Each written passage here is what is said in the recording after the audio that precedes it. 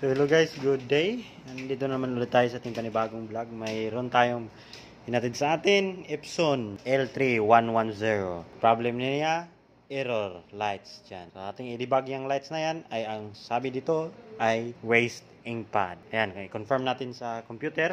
Tingnan natin sa kanyang status. Nandito tayo sa computer. So punta natin yung control panel and view device and printers.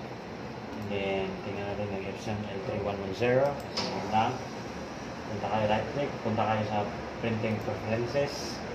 And then, dito may tab na maintenance. At i-check natin yung status ng monitor. Yan. Status monitor natin sa printer. Ayan. Ito nasabi dito, service required. A printer ink pad is at the end of its service life. Waste ink pad. So, ating gagawin is ating i-reset ang waste ink pad niya. Alright. Sige. Isa natin. Meron akong file dito na yan, meron na stop natin.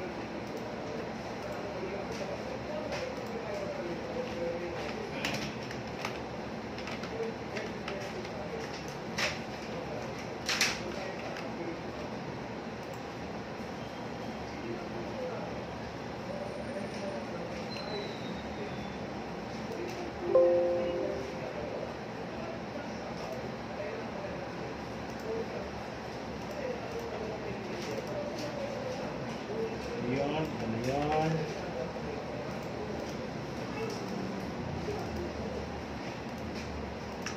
Paste na rin dito. Ayan. Okay. Yun. Meron tayong program. So, select natin ito. Ayan ito. L3110. Printer doon natin. Okay. Tingnan natin at particular mode. Yun. Waste ink pad. And then, count natin itong dalawa. Check natin. So ito, sa maximum na siya. 100% na. So, i-initialize, i-zero natin, please turn off the printer. I-off natin yung printer.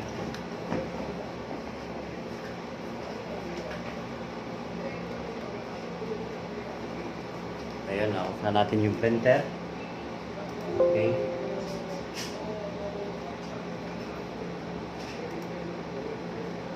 Okay, and then power on wallet. Ulit natin power on. So ayan, na-on na natin. Check natin ulit.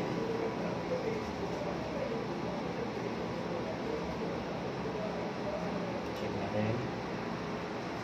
Yun, zero na siya. So ibig sabihin na reset na natin. So finish.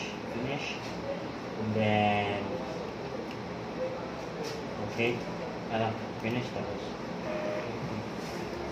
ano natin ito, pabayaan na natin. Okay, tingnan natin yung printer na status ng printer. Alright, so ayan na yan, wala na tayong error na makikita. Yan, kita nyo naman, walang error. So goods ang ating nagawa. So tingnan natin doon sa ating sa desktop yung status niya pagkatapos natin i-reset.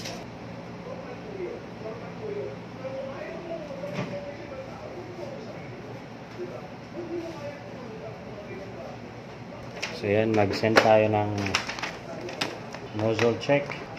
Makaka-print na tayo. So yan, nag-send tayo ng print test. Okay.